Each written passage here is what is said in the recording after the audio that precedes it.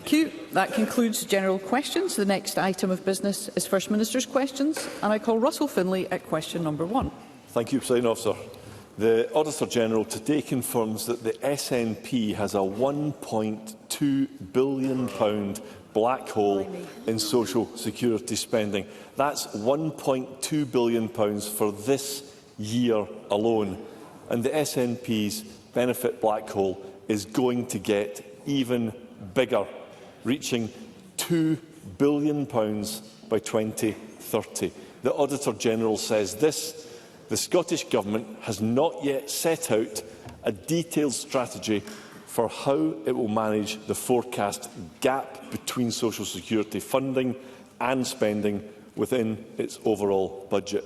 So this Government will spend £2 billion a year more on benefits than budgets provide, yet they have no plan to pay for it.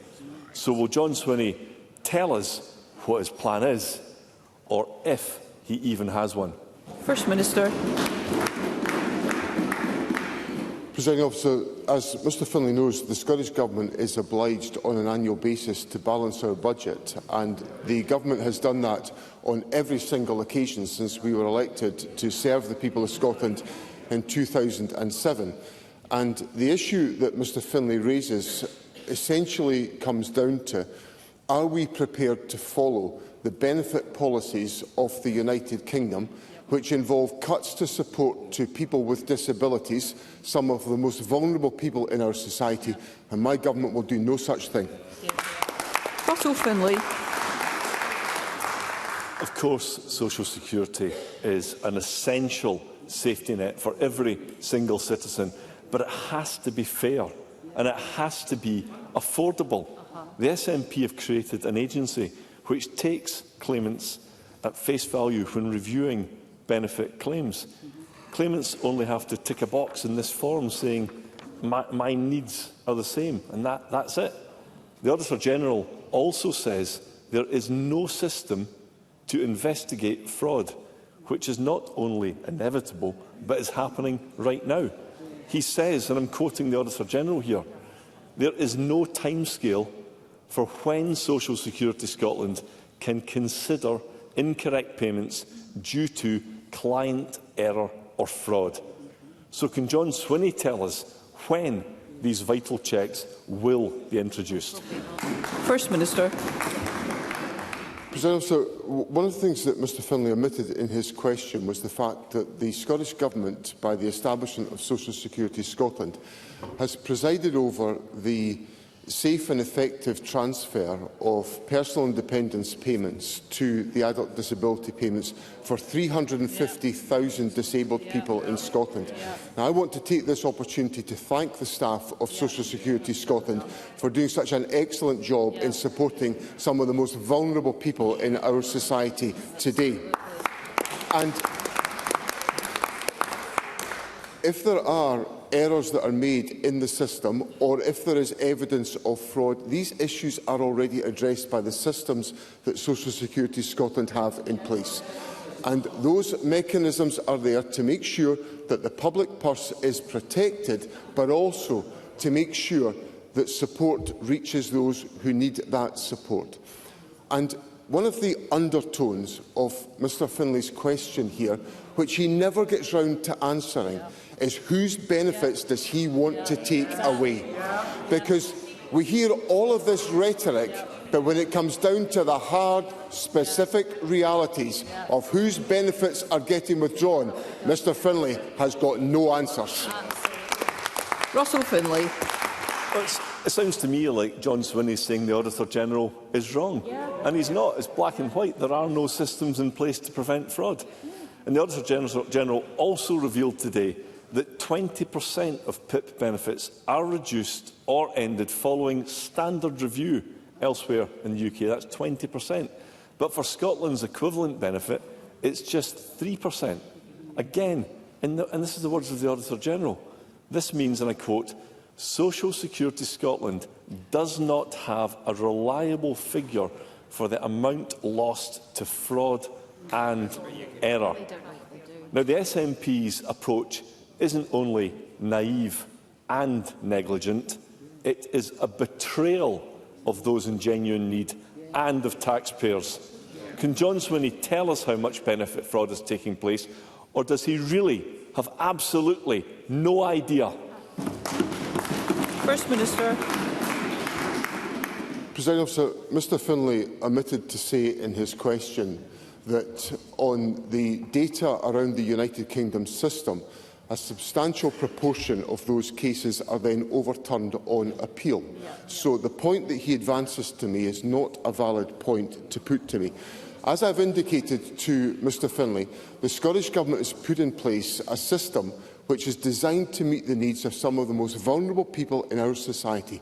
I think that's the right purpose for a social security system, and that's the one this Government is proud to have in place in Scotland and delivering support to almost 350,000 of our most vulnerable citizens in Scotland today. Russell Finlay. Well, John Swinney every single week omits to give a straight answer to basic questions.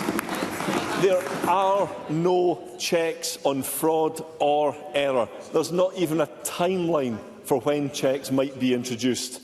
Scotland's soaring benefits bill is unsustainable, but John Swinney has got no plan to pay for it.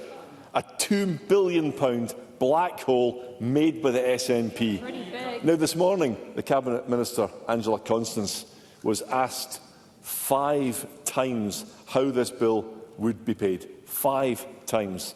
And the best answer that she could come up with was, and I quote, "The money comes from the people of Scotland." And I think that will send a shudder down the spine of every single taxpayer in Scotland. So how much exactly will the SNP raise taxes to pay for their £2 billion benefit black hole? First Minister. Well, as Mr Finlay knows, all the issues around about tax are dealt with in the budget process, and there will be an opportunity for the Conservatives to engage in the budget process to discuss these issues. Now, I know that the Finance Secretary will engage in those discussions constructively, but the Conservatives have got to be able to come to those discussions with some proposals. It's not good enough to come here and say the soaring benefits bill and then... Let's hear one another. It's not good enough to come here and talk about the soaring benefits bill and then not say whose benefits are going to be taken away. And what they... Let's hear one another. And what the Conservatives, I'm certain, will want to do is exactly what their London equivalents did: pursue and harass vulnerable people in our society, and this Government will not go down that road. Question number 2, Anna Sarwar. Thank you, Presiding Officer. I welcome the news this week of the furlough scheme at the Alexander Dennis bus manufacturing site in Falkirk and Larbert. This is welcome respite for the workforce, and governments continue to work to secure a future for ADL in Larbert and Falkirk. Can I ask the First Minister, what guarantees has the government secured that if these contracts come, that Alexander Dennis will keep these sites open and maintain the jobs currently in Scotland? And as the government has now reopened ScotZeb2 with public money, what guarantees can he give that this will lead to Scotland's buses being built in Scotland? First Minister. Well, first of all, I'm pleased that Mr Sarwar welcomes the progress that the Scottish Government has made in collaboration with Alexander Dennis and its workforce. And I want to take this opportunity to thank the company and to thank its workforce for engaging so substantively with the Deputy First Minister on all of these issues to get to a position where the Scottish Government has been able to support the company to retain hundreds of manufacturing jobs in Scotland, which is very, very welcome indeed. And the Government has engaged with the company. We've put in place the offer of a furlough scheme. The furlough scheme can only be activated if the company demonstrates success in securing the orders. There is growing confidence that those orders are secured that will be satisfactory. And in relation to ScotZeb2, there is a procurement process that has to be pursued, and obviously the Government will report to Parliament on the conclusions of that exercise. Anna Sarwar. Thank you, Presiding Officer. I think the workforce will want to hear commitments on contracts in Scotland and also guarantees from the company in response to the very welcome furlough scheme. Industrial strategy must be more than simply crisis management, though. And so whether it's buses or ferries, we need a joined-up approach. On Monday, the GMB union led calls for the Ferguson's Marine Yard to receive a direct award for the next ferry for Scotland's fleet, a call that we welcome. John Swinney has spoken of his support for the yard, but when pressed on a direct award, his government will only say it's complicated. Guaranteeing a supply of work for that yard is essential to the workers there, but it's also essential to protect taxpayers' investment and for securing these jobs for generations to come. So can I ask John Swinney, in the spirit of collaboration, what legal advice has he sought on the direct award of contracts to Ferguson's, and will he share any existing advice with Parliament? First Minister. I think Mr Sarwar was in to hear the Transport Secretary give a detailed response to the question from Katie Clark on exactly the question about a potential direct award of the successor to the MV Lord of the Isles contract to Ferguson Marine. And what I said on Monday was, yes, it's complicated, but also that the Government is doing the detailed work to enable that to be considered. So I give Mr Sarwar the absolute assurance that the Government is strongly engaged in exploring that as a possibility, and the Transport Secretary gave comprehensive detail of the work that is underway. I think Mr Sarwar will understand that I cannot disclose the legal advice that's available to the Government on this question, because we need to consider all of those elements, and but I give him the fundamental assurance that the Government is actively considering such a proposition, along with other propositions, as the Transport Secretary has just set out. But fundamentally, this contract and the whole question of continued support for Ferguson Marine, not just Ferguson Marine, but for, as part of a comprehensive industrial strategy for Scotland, which I think is essential. I think we're getting into territory now where we are seeing more progress being made on manufacturing opportunities within Scotland. I welcome that, and the Government's committed to making that happen. And our agencies, whether that's Scottish Enterprise or Transport Scotland or any other bodies, are actively engaged in that work. Anna Sarwar.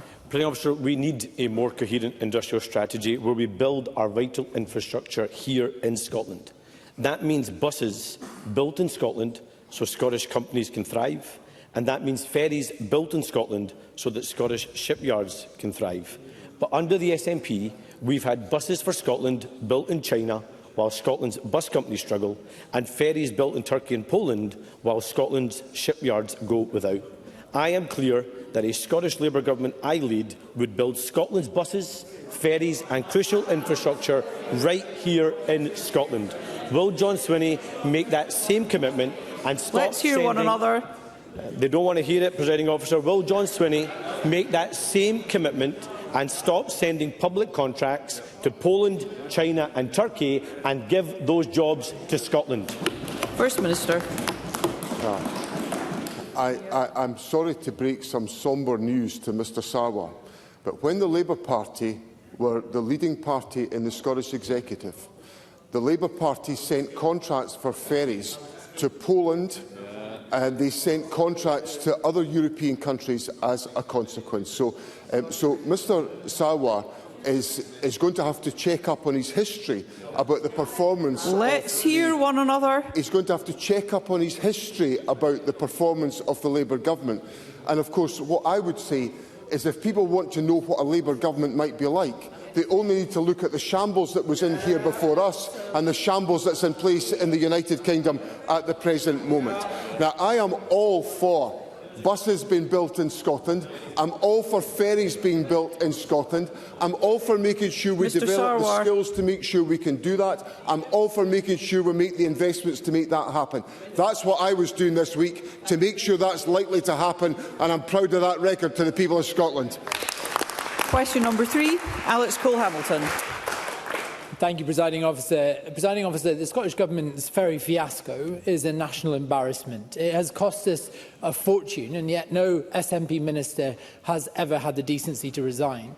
Scottish Liberal Democrats have been arguing for years that islanders and coastal communities deserve compensation for the colossal disruption to their lives.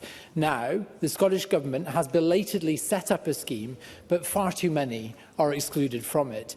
So can I ask the First Minister, why do businesses on Mull, Iona, Cole, Tyree, Isla and Jura all get absolutely nothing. First Minister. The government has, well, first of all, I accept that there has been disruption to the ferry services in Scotland, and we are working hard to replace the fleet. And as Mr Cole-Hamilton will know, there are 6 large vessels. Well, one of the large vessels is now in service. Another is being finished at the Ferguson Marine Yard, and there are 4 further vessels coming from the Chemney Yard in Turkey. So that will give us 6 new vessels into the fleet in the period, in the current period, and those contracts are taking their course. So that will strengthen the ferry network. Now, in relation to the compensation scheme, the government's put in place a compensation scheme that examines the degree of disruption in different island communities and considers where that disruption has been of an acute nature and where it merits the delivery of payments. So if in the islands that Mr Cole-Hamilton has cited, the level of disruption has not been of a level that is comparable to the areas of more significant disruption. And that is the judgment that's been applied by ministers in putting in place a compensation scheme. And we, of course, discuss and consider those schemes with the relevant island communities. Alex Cole-Hamilton. The First Minister should try and tell that to those communities who've literally seen their timetables altered to hide the cancellations. Unfair, arbitrary, divisive. That's what Joe Reid from the Island Bakery on Mull says about the scheme. That's what everyone in excluded communities thinks. The Scottish Liberal Democrat consultation on the future of ferries closes tomorrow. We're listening to everyone affected. The Scottish Government clearly isn't, because there's no compensation for Mull, where the toy shops of Tobermory are genuinely displaying signs that say their toy ferries are more reliable than real-life counterparts. No compensation for Cumbrae or Ardrossan, which has lost its link to Arran because the SNP government built a boat that doesn't fit their harbour. No compensation for the islands and port towns of the West Highlands or in Argyll and Bute, where timetables were stripped back to hide those cancellations. Sympathy doesn't pay the bills. When will the First Minister enrol them in the scheme? When will they get this cash? First Minister. Well, President Officer, let me just take the example that Mr Cole-Hamilton puts to me about the ferry service to Arran. Now, what the government has put in place a 2-vessel service that crosses from Troon to Brodick. I accept the disruption to Ardrossan. That's why Mr Gibson has been given the solemn commitment of the government for the acquisition of Ardrossan Harbour, so that we can take that into public ownership and make sure it can have the enhancements that are required to be undertaken. So that particular example I give demonstrates there has been a 2-vessel service between the mainland and Arran on a constant basis, and there are, of course, other ferry links from the mainland to Arran at Loch Ranza. So there are a variety of other opportunities that are available, and where the service, unfortunately, has not been satisfactory, we have put compensation in place. And that's come about by examining and exploring the disruption that's taken place and providing the support that our islanders deserve. Question number 4, Gordon MacDonald. Thank you, Presiding Officer. To ask the First Minister what assessment the Scottish Government has made of the potential impact on households in Scotland of the forecast from the Food and Drink Federation that food and drink inflation could reach 5.7% by December. First Minister. President Officer, I agree with Mr MacDonald and with the comments on the Food and Drink Federation, whose forecast is very concerning, particularly for low-income households in Scotland who are already grappling with cost of living pressures and are disproportionately affected by rising food prices. If I could quote the Chief Economist of KPMG, who summarised the situation as follows, and I quote, "Since April, the rise in inflation has been driven largely by domestic policy choices, including the increase in employers' national insurance contributions." Now, the Scottish Government is taking steps to try to support households, our most recent intervention being the abolition of peak rail fares, but we have other interventions such as the Scottish Child Payment. But what doesn't help us is when we have significant negative economic impacts coming from policy choices such as the UK Government's decision to increase employers' national insurance contributions, which is damaging the economy.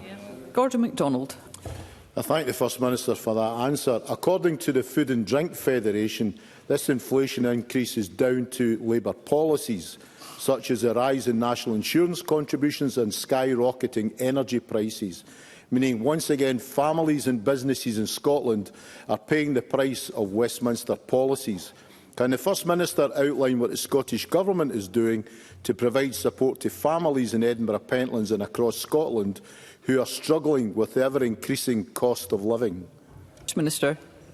Well, the Government is taking steps through our budget provisions to allocate over £3 billion to policies which tackle poverty and the cost of living. Some of those measures include the Scottish Child Payment, the availability of free prescriptions, the support of bus travel for 2.3 million people, and more than £6,000 per eligible individual in early learning and childcare support. So the Government is taking forward steps through our own resources to support families facing difficulties. We will constantly look to establish how best that can be undertaken, but we have to do that against the backdrop of decisions taken by the United Kingdom Government which create ever more challenge for families and ever more challenge for the Scottish Government to address those circumstances for families in our country. Question number 5, Murdo Fraser. Thank you. To ask the First Minister how the Scottish Government will support town and city centres as retail destinations. First Minister. Economic growth is at the very heart of the Government's agenda. We're working closely with businesses to drive economic growth in our towns and cities and support both consumers and local businesses.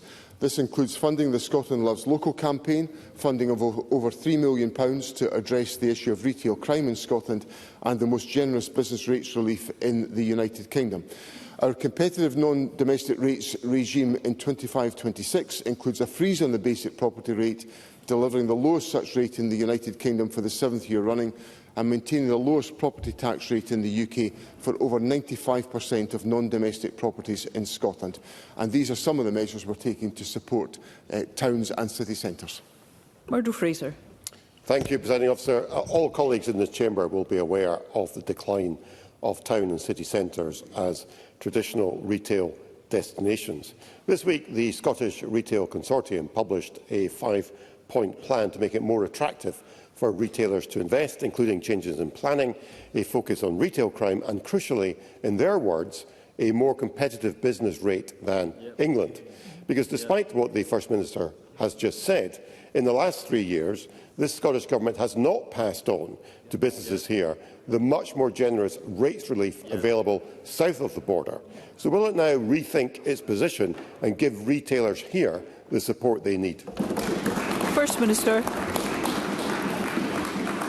I welcome the contribution of the Scottish Retail Consortium to the debate, and obviously we will consider these proposals further. The Finance Secretary met with the Scottish Retail Consortium this week, and we will give every consideration to their ideas.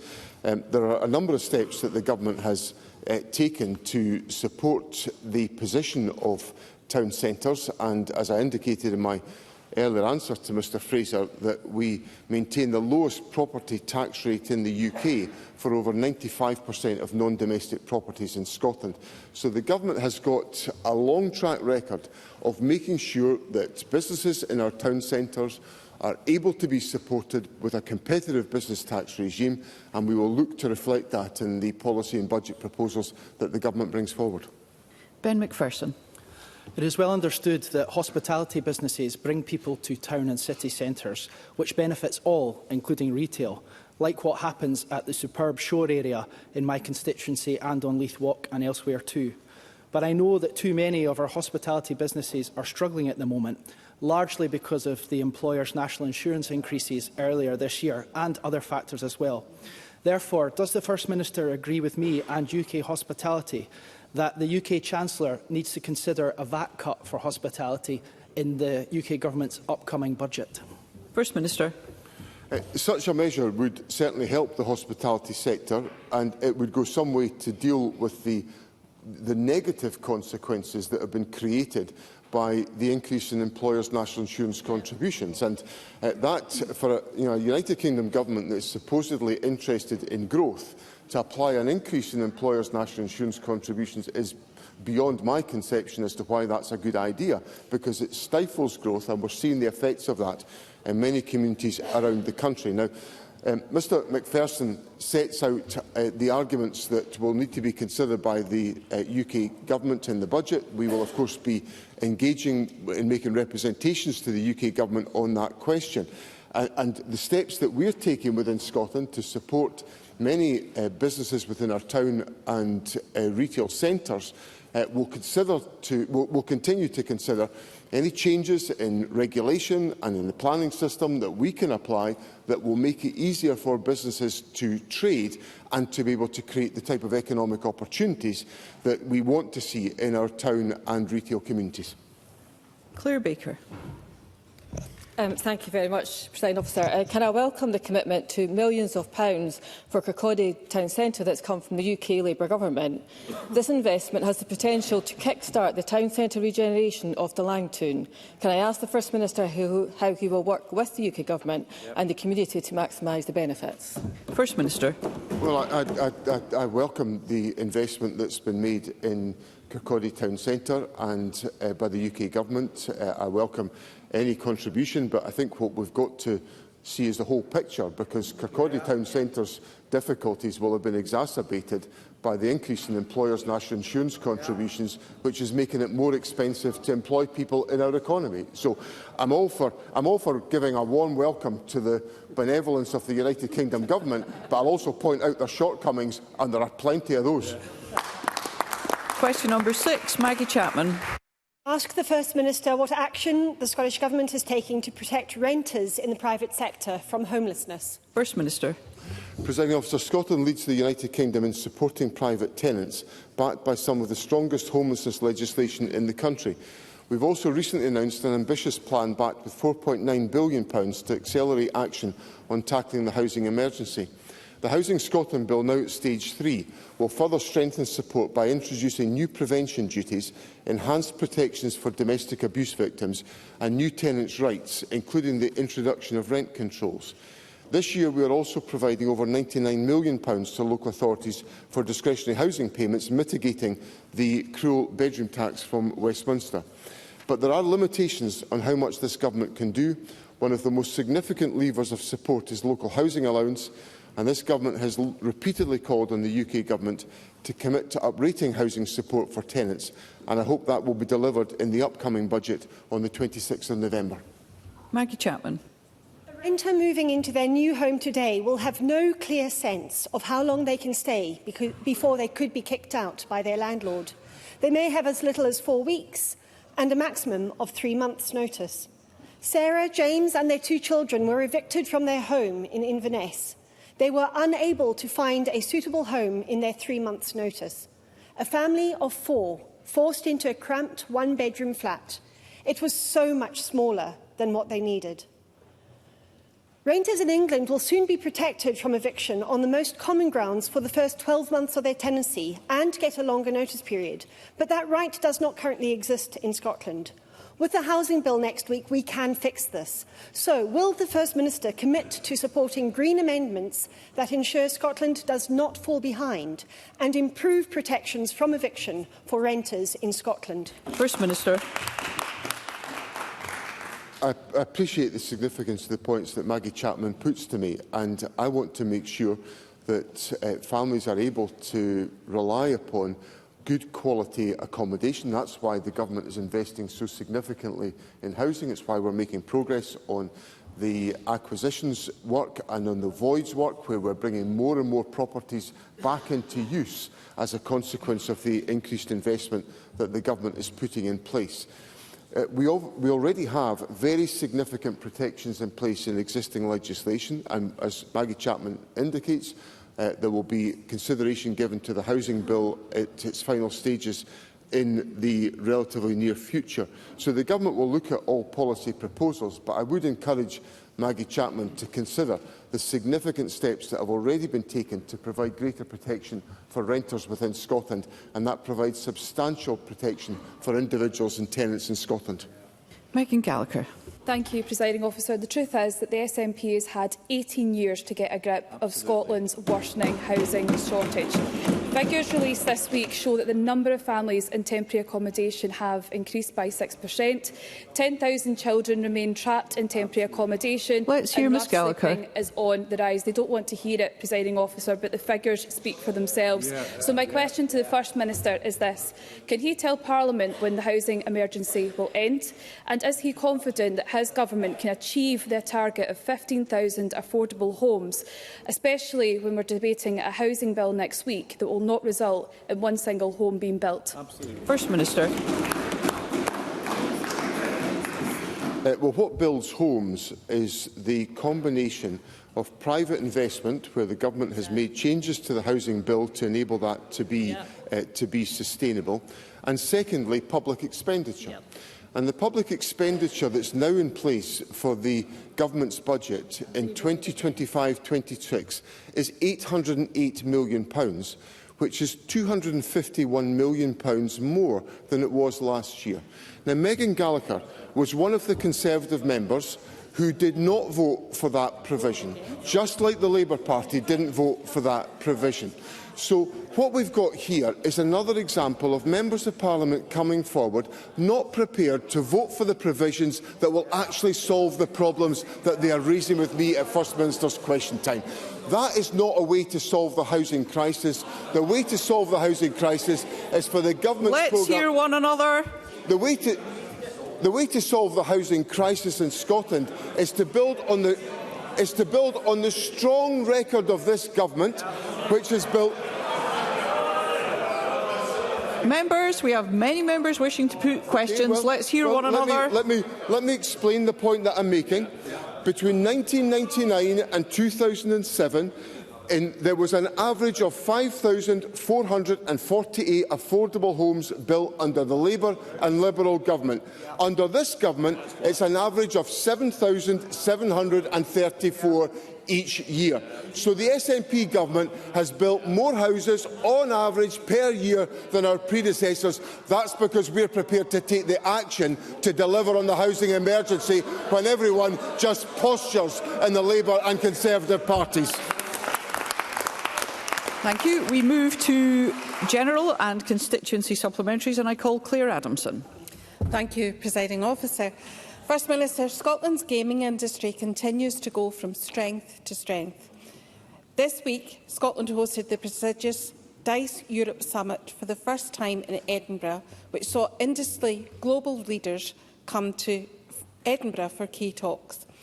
Can the First Minister advise what assessment the Scottish Government has made of the sector to Scotland's economy, and advise what steps he is taking in his government to ensure the skills and support to ensure that we continue to be a hub for the games industry in Scotland? First Minister. President Officer, I very much welcome the points that have been raised by Claire Adamson, and it was my pleasure, along with the Innovation Minister Richard Lockhead, to host representatives of the games industry at Bute House on Monday evening as part of the prestigious DICE Europe Summit. And we brought together, the summit came to Scotland for the first time. This is an industry that matters, and we brought their senior leaders to Bute House to consider how we can continue to build on the growth that has already been delivered. We now have an industry in Scotland that has increased in turnover by nearly 800% since 2010. It's a huge vote of confidence in the industry, and the Government is investing in our skills system to make sure that our universities are able to produce the graduates that will support the industry. We provide targeted enterprise support for our start-up ecosystem, and we have a whole range of other programmes to support our creative industries, which again this week delivered formidable achievements in terms of the steps that have been taken to engage young people and members of the public. And I very much welcome the participation of the DICE Summit in Scotland, and I look forward to supporting the industry as part of the Government's focus on growth. Brian Whittle. Thank you, Presiding Officer. Since last November, I have been assisting a couple and their baby daughter to obtain support from Warmworks to replace their broken heating system with a zero-carbon alternative. That process began over a year ago, and in that time they've had no permanent heating or hot water in their home, where both a young child and their mother have chronic health conditions. Warmworks has offered conflicting advice, they have lost reports, and despite the helpful intervention from Cabinet Secretary Manny McCallan when she instructed Warmworks to re-engage with my office, they have failed to respond to both my constituents and I in the timescales directed by the Cabinet Secretary. Will the First Minister and his Cabinet Secretary please look into my constituents' situation as a matter of urgency before they spend another winter without heating and hot water? First Minister. If Mr Whittle would furnish me with the details of this case, it will obviously be familiar to Government if the Cabinet Secretary has already intervened. I have to say, what Mr Whittle has recounted to me, I'm not very happy with, because if a Cabinet Secretary directs an organisation to engage with a Member of Parliament, I would expect that Member of Parliament to be engaged with substantially, regardless of their politics in this chamber. So if Mr Whittle would let me know about that. I've dealt with on a constituency basis with Warmworks on a number of occasions, so I've pursued cases where things have not worked out perfectly. So if Mr Whittle would give me the details, I will pursue that on his behalf. Faisal Chowdhury. Thank you, Presiding Officer.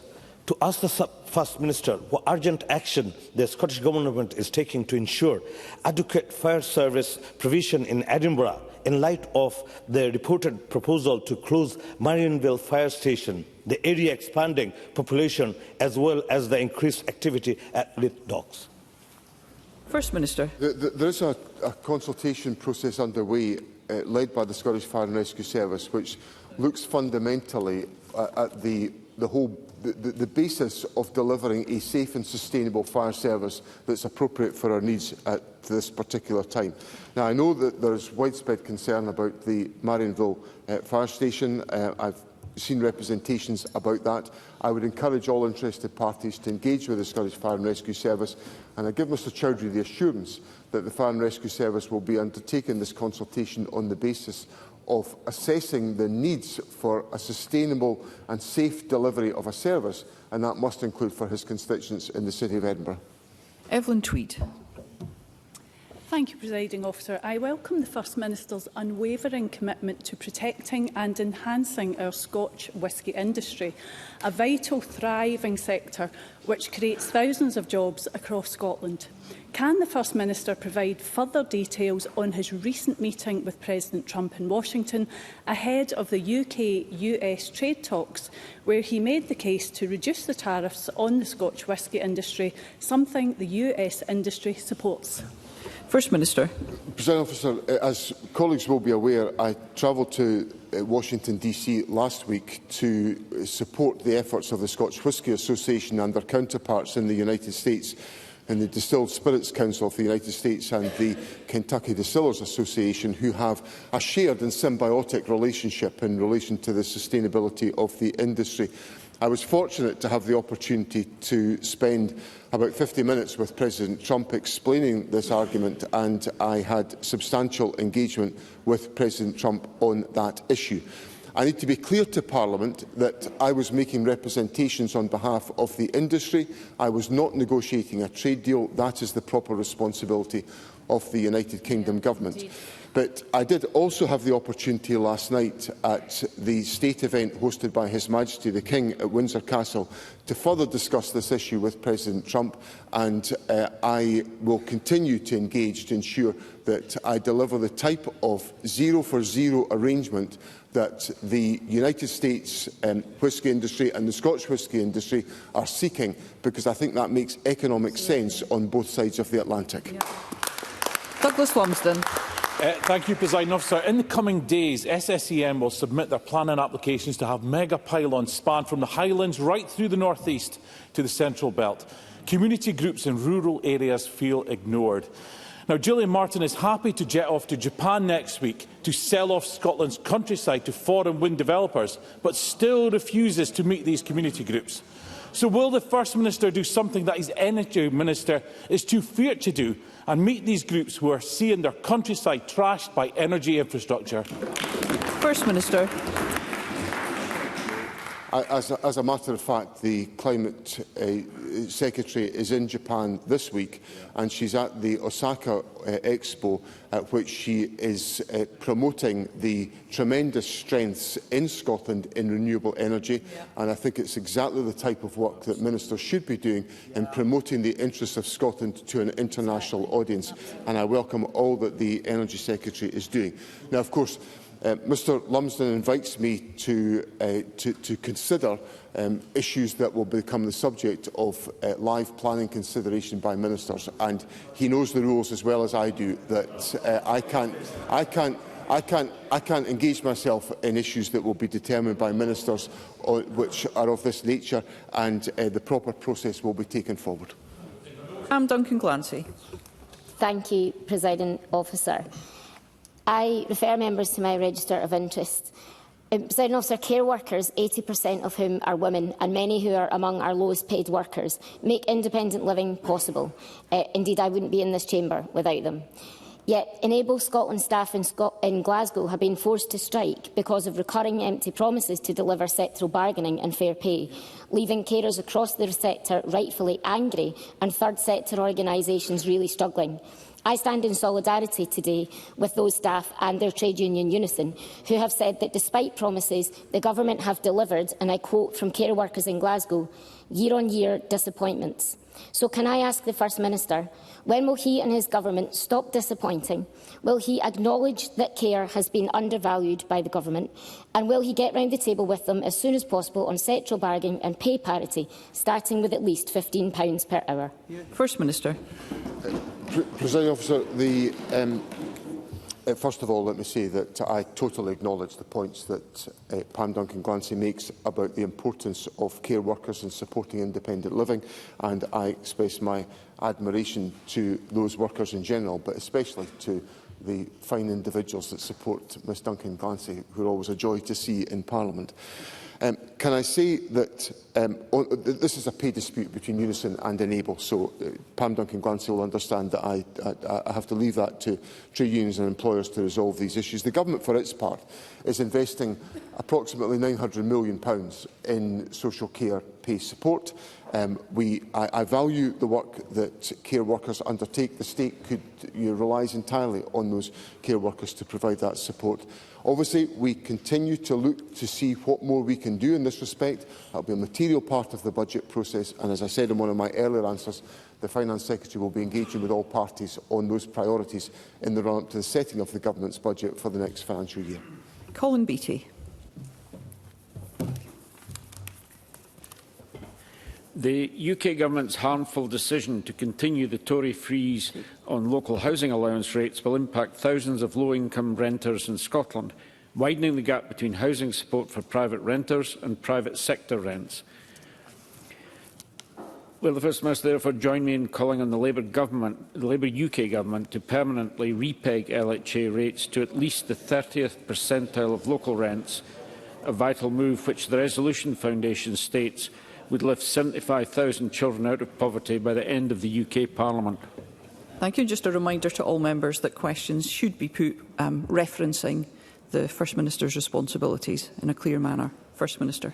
Well, this issue is one that the Government recognises. In one of my earlier answers, I made reference to the point about the local housing allowance, because that uplift would assist us in tackling the issues of homelessness that we're wrestling with, and also in supporting families that are living with poverty. In this financial year, the Government's making £7.9 million available to mitigate against shortfalls in local housing allowance rates to help to protect tenancies. And we are also making a further £2 million available to support households in temporary accommodation to find settled homes. But there will, of course, be much greater assistance if there was to be a link established with local housing allowance, and I encourage the UK Labour Government to do exactly that. Jackson Carlaw. Further to the question of Evelyn Tweed, may I congratulate the First Minister on his attendance at Windsor Castle yesterday at the state banquet for President Trump and the First Lady of the United States.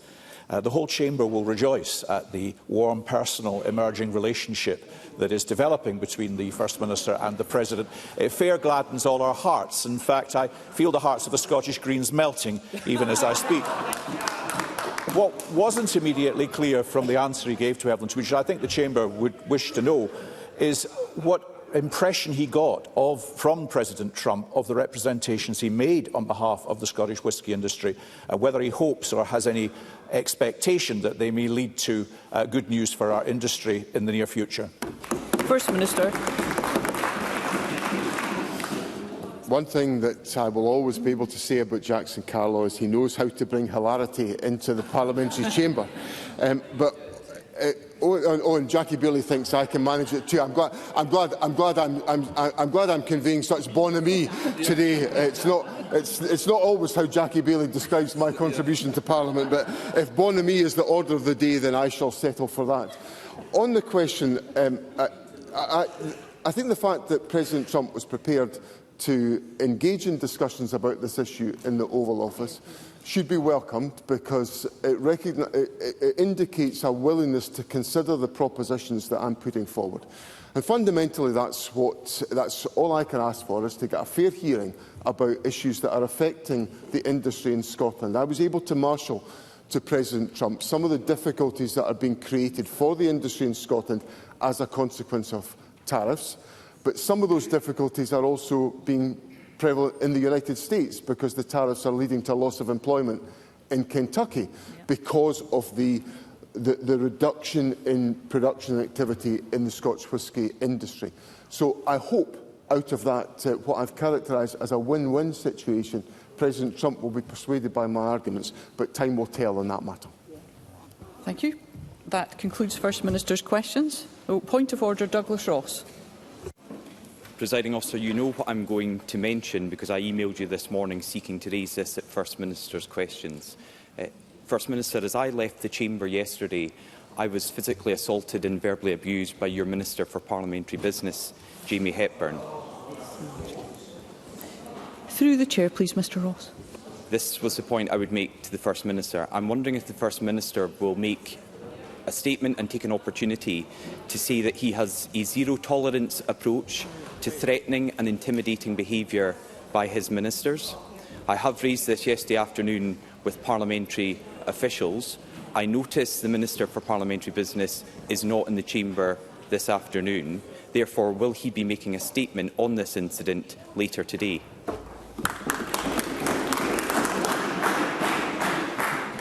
Thank you. Obviously, comments addressed to the First Minister in the chamber are not a point of order, but I would say that this is a very serious allegation, and it is important that it's dealt with through the appropriate processes. I expect all members to take their responsibilities under the Code of Conduct seriously, and where anyone considers that the conduct of a member hasn't met the terms of the Code, a complaint can be made, and complaints in relation to most matters covered by the Code, including a complaint of this nature, would be initially investigated by the Ethical Standards, the Commissioner for Ethical Standards in Public Life in Scotland. And recommendations coming from any complaints may, of course, come to this chamber in due course. Therefore, I must avoid any comment that might compromise that. But complaints about the conduct of a member arising in their ministerial duties are dealt with under the Scottish Ministerial Code and are a matter for the First Minister. Thank you. We will allow a few moments for the Chamber and the public gallery to clear before we move on to the next item of business, which is a members' business debate in the name of Emma Roddick.